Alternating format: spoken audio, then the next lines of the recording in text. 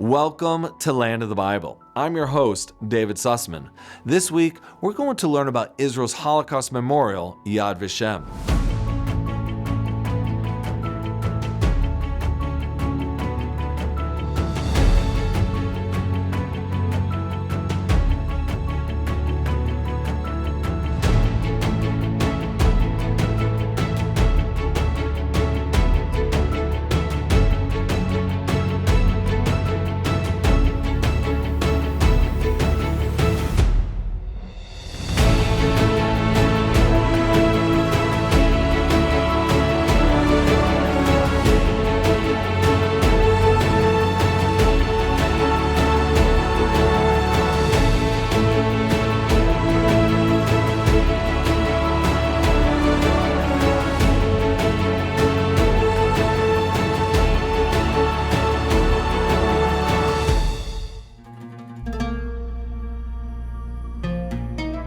In the heart of Israel's capital, Jerusalem, stands a place of memory, mourning, and resilience, Yad VaShem, the official Holocaust memorial and museum here in Israel. More than just a collection of artifacts, this institution is a testament to the strength of the human spirit and to the commitment to never forget. Built from the ashes of the past, Yad VaShem is a culmination of decades of research, survivor testimonies, and worldwide efforts to document the Holocaust and its lasting impact. Every exhibit, every name recorded, and every story told ensures that the horrors of the past are never erased from history. But Yad VaShem is more than a museum. It's a bridge between history and the future, an unyielding commitment to remembrance, education, and the fight against hatred in all its forms.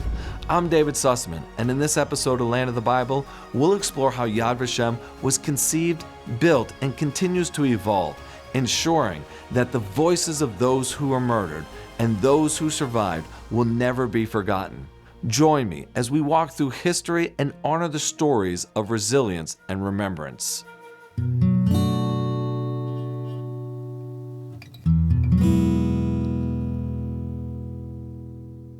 We're in the Museum of the History of the Holocaust, which might actually be the most identifiable building here on campus. It's a must-see for everybody who's coming to Israel. Not just for tourists, not just for families and tour groups that come, but also for heads of state and diplomats that come and they tour this museum. Several weeks ago, we had the U.S. Secretary of State, Marco Rubio, came right where I'm standing. He took part in a memorial service.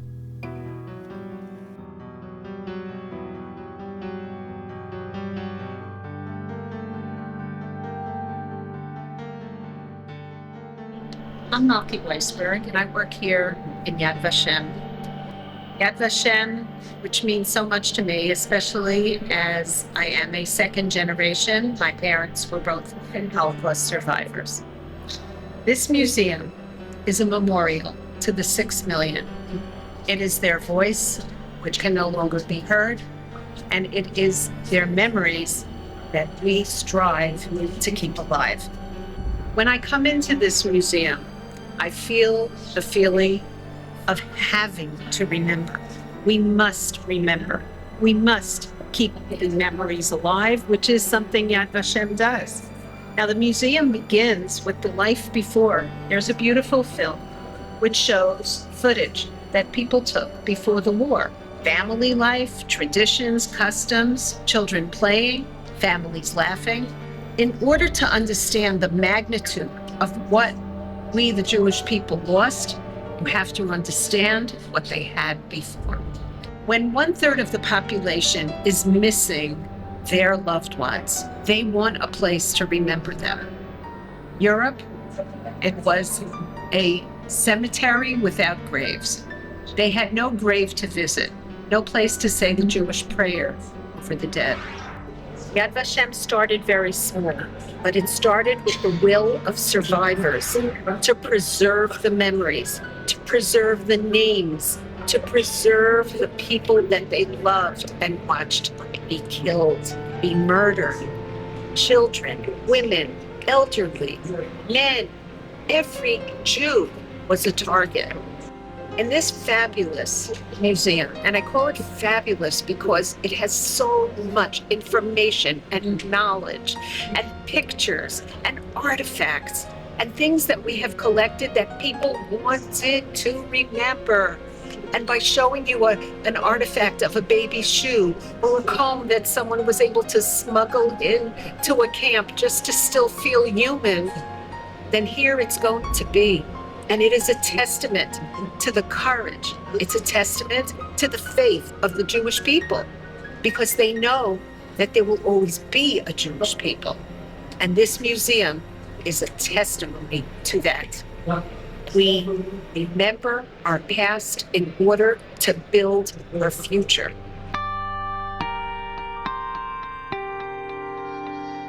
Those who come, they can walk through the hall here, and they could follow the chronology of what led to the Holocaust and then the years of World War II itself. It starts with the rise of anti-Semitism. And in the museum, we have gaps that introduce each gallery. The rise of anti-Semitism is introduced by textbooks from a college, from a university in Berlin. There was an evening that the propaganda machine in Nazi Germany organized a book burning. Now, what were these books? Were they Jewish scriptures? Were they the Bible? Were they prayer books? Not at all. These were university textbooks, either written by a Jew, about the Jews, or about socialism or communism that the Nazis claimed the Jews discovered. 24,000 books were burnt that night, and I can assure you some of those students used some of those books when they were in the university. And that evening that they had this gleeful book burning in Berlin, they were burning to erase anything that the Jewish people gave to this world.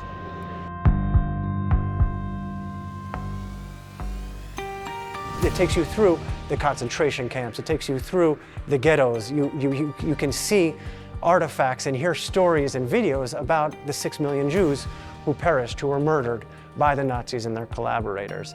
And this is a foundation, one of the core missions that we do at Yad VaShem, the commemoration. But on top of that, we have entire centers that are dedicated to collections, to documentations, to research, to education, to reaching out to the public, not just in Israel, around the world, and making sure that the work that we're doing here reaches as broad a scope as possible to reach as many people. I myself had parents who were Holocaust survivors, who were engaged during the war. They lost each other for about 4.5 years, both having amazing stories of survival. But what my parents taught me was the fact that they were reunited and could build a family, a home. My parents were communal leaders, my father a rabbi, and they built community, a community where they used to speak about strength, faith, and courage. People who lost their entire families were able to speak about strength, faith, and courage. That's what they gave me, the next generation. And that's why when I enter Yad VaShem and I hear the stories, not only of my parents, but of so many Holocaust survivors, and I hear about their strength, conviction, courage, faith, it gives me the will to be a stronger person, to be a stronger Jew.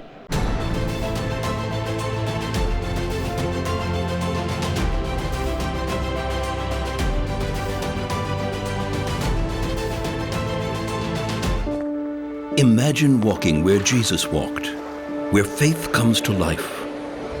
Feel the Bible story unfold around you, from the green Galilee to Jerusalem's ancient streets. Experience the serene and welcoming land of the Bible, where miracles happen. Put your heart where His footsteps are. Visit Israel. In 1963, I was a little girl, and my mother, who was a Holocaust survivor, had a dream to travel and see the land of Israel. She took me, her baby, and one of the places that she visited was Yad VaShem. And she heard about the testimony page idea there, and she said, well, I'm going to write testimony pages for my entire family because my mother was left with no one. Not sisters, not brothers, not parents. And at that time, she was given a pencil and a paper to write down all the information.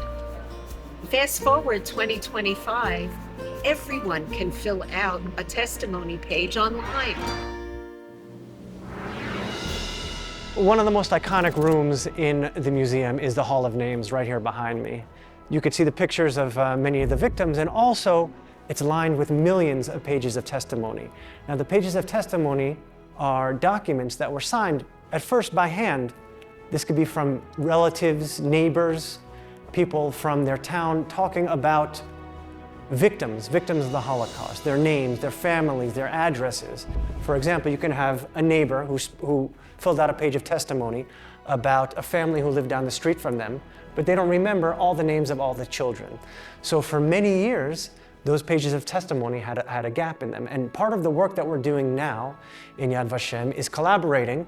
One of our new collaborations is in Poland, for example, and we're getting previously undisclosed access to archives from different towns throughout Poland. And in that way, we've already been able to find some of those puzzle pieces, some of those gaps, get the names of children, adults, who perished during the Holocaust. And for the first time ever, we're going to be able to add them to the book of names that we have. We will make sure that the testimonies will be recorded, remembered, preserved.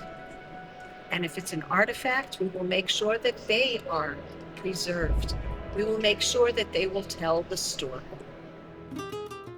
Now, outside of the museum, there are other spots like the Book of Names. We have an art museum that shows the artwork of Holocaust-era, Holocaust-related pieces of art. At the entrance to the art museum, on the wall, when you walk inside the door, there's a quote from a Polish artist. She perished during the Holocaust, but in her last will and testament, she mentions that she bequeaths her artwork to the Jewish museum that will be founded after the Holocaust, after World War II. And at the time, she didn't know about Yad VaShem. She didn't even know about a Jewish state of Israel. She just said that the Jewish museum that will be formed after the Holocaust, I want my artwork to be sent there. A main challenge right now that we're facing here at Yad VaShem is making sure that we can attract new audiences and also attract people, visitors who have been here before, maybe a decade ago, to come and see all the new things that we're doing. If you walk out of the museum and down the path, you'll come to a brand new theater that we just opened up, which has 4 monodramas, one-man shows. And this is a new way for us to engage and to draw in new audiences, younger visitors to come in and hear the new ways that we are telling the stories. Let's go see one of our new experiences here at Yad VaShem. I'll take you there now.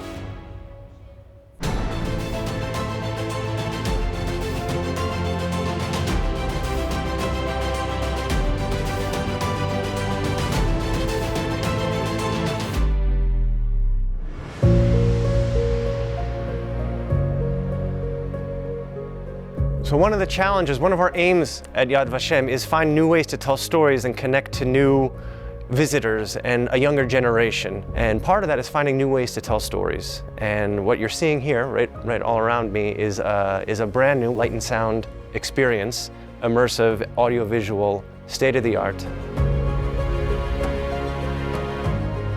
And it tells the story of the Jewish communities in North Africa and throughout Europe that flourished, that grew since the destruction of the Second Temple in Jerusalem.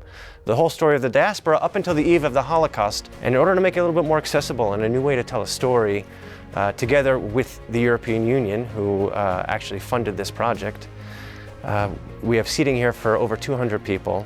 In the evening they can come, and up on the bedrock, on the boulders, is about a 30-minute animated show that tells the history of the Jewish communities in Europe and North Africa up until the eve of the Holocaust. From the destruction of the Second Temple in Jerusalem and all the diaspora tells the story of the culture and the impact and the contribution and how they flourished up until the rise of the Nazis in World War II. Since the story that's told in this experience goes up until the eve of the Holocaust without the death and the tragedy and the horrors of the Holocaust itself, this experience here, this light and sound show, is more appropriate for families and younger visitors as well, and it's another way for us to connect to the younger generation and to get them to come and experience Yad VaShem.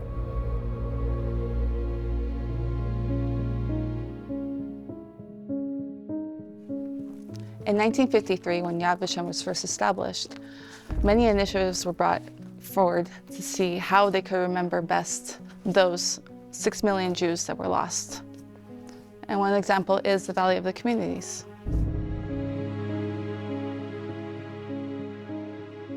The Valley of the Communities give us the memory of 5,000 Jewish communities that are no longer. The communities that we see here represent family life, tradition, customs, love, arguments, regular life. And the Jewish people always gain their strength from their communities. When we pray with a group of 10 people. When we have any kind of holiday, we do it together with our families, we do it together with friends. We are a people that work together. And the Jewish community has the word unity in it, not just by chance, because that's what keeps us strong. The Valley of the Communities was a dream of survivors to build a place where their communities can be remembered. Yad VaShem works so hard to make sure the memories stay alive. When you hear of stories of different towns, of different villages, of different cities from survivors, or already from the next generations, it brings a smile to people's faces. It gives them a feeling that the past is no longer, but we build on it. We build on that past to create new communities, to create new groups of Jewish people who together find the strength that they had in their own communities back in Europe. We have here, as we said, 5,000 destroyed communities memorialized. Their names are etched in stone so that we will never, ever forget them. We have tunes, we have melodies, we have writings, we have poetry. We have so much that gives us a feeling of warmth and a feeling of strength.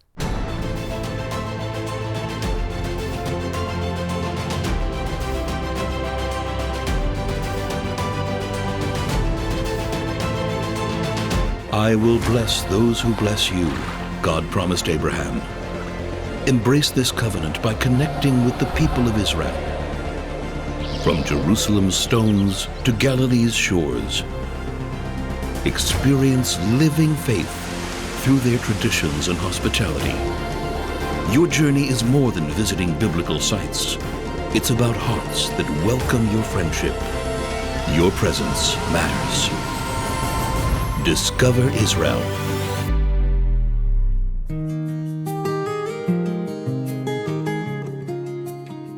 We have a brand new collection center which goes underground and which stores thousands of artifacts and hundreds of thousands of documents. We have a laboratory that conserves and restores some of the lost artifacts and documents.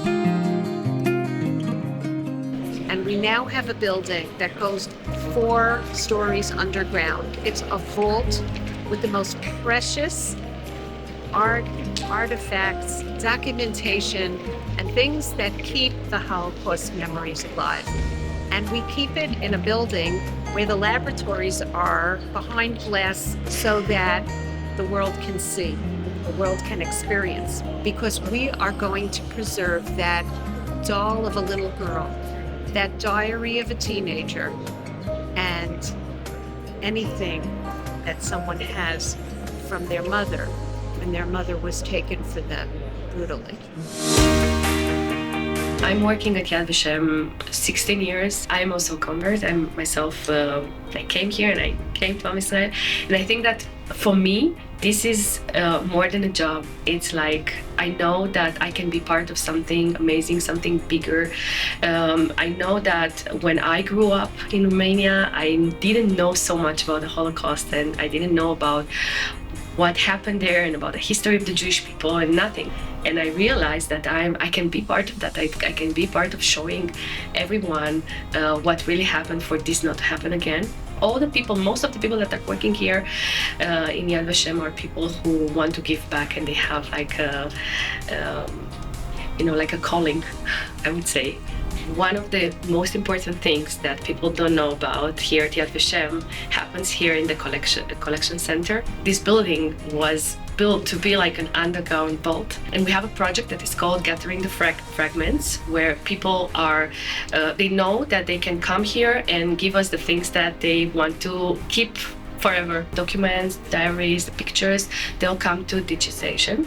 And here we are trying to show the things as they are and to interfere as less as possible. I think that in a few years from now, this is all that we're gonna have, okay? So it's very, very important, and people don't understand the value behind what they have home, even if it's a picture of their grandmother or someone from the family, how important it is, because keeping these important things in not so good conditions, it's in a few years there's nothing left. We're working very, very, very hard to preserve, and we know that this is the future. People have the opportunity today everywhere in the world to open the internet, and they will see, if they really want, they will see everything they need. I started working in Yad VaShem in 1999. My expertise are mainly documents. All the collections that are on paper. That means it's artwork on paper, it's books, it's documents. It's something of the history. You need to keep it. I'm second generation. My mother is a Holocaust survivor, so it's very important for me. It's something that goes with the history of the Jewish people. Most of the stuff is Yiddish, German, and Polish and stuff like that. Forget a poster, and it has a tear. It can take me one day to read it. But if I get a small siddur, I need to take it apart because the connections is with the staples. It's all rusted. I have to take them off, clean it up, then sew it together. So it's a whole different. No file is like the other. Everything is as Forrest Gump said, it's a box of chocolates and you get a surprise. So every new file is a surprise. 4 or 5 years ago, I got 2 notebooks. They were written in Switzerland. Orphans from an orphanage wrote the book for their instructor, for their carer. She was 18. They were something between 5 to 16, so that she wasn't much older than them. But because of the situation, she was their mother. And so she taught them how to clean the dishes, how to clean their clothes, and how to do their bed, everything that the parent will do for their kids. And so they made this book, everything they were taught. And it's a beautiful, it's amazing because it's like almost like a pop-up.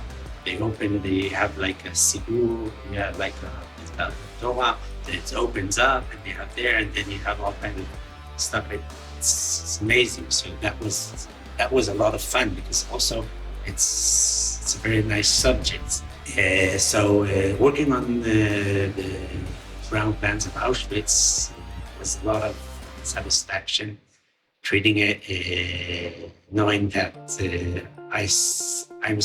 I'm the second generation of a survivor.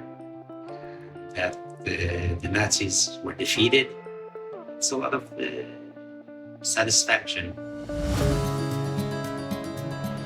This archival center is amazing and can be visited by the public.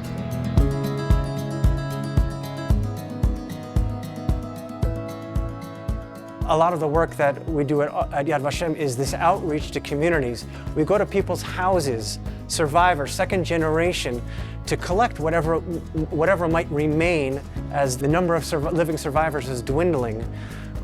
We need new ways to tell their stories, to remind future generations of what they went through, of their communities. We're going out and we are gathering photo albums, documents, and in that way we hope to continue to tell the story and to remember and commemorate all the tragedies. The caves of Beit Guvrin whisper the stories of those who lived, worked, and took refuge beneath the hills of Judea. Every tunnel and chamber reveals another chapter of history, from ancient civilizations to modern discoveries.